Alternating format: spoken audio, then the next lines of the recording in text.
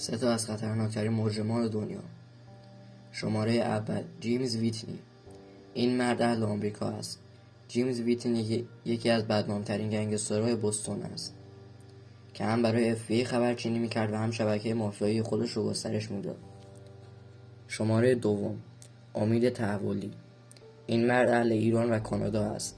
او به جنایات مختلف در پیوند با سازمان‌های بین‌المللی جنایی از جمله قاچاق مواد مخدر و کلاهبرداری متهم شده که تحت تعقیب FBI و پلیس بین‌المللی است. نفر سوم، دوکو اومروف است که اهل کشور روسیه است.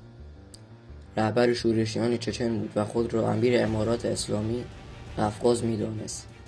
او مسئولیت تعدادی از عملیات‌های مرگبار در روسیه را در سال‌های اخیر به عهده گرفت و در سال 2010 یک بمبگذاری در مترو مسکو انجام داد که 39 کشته به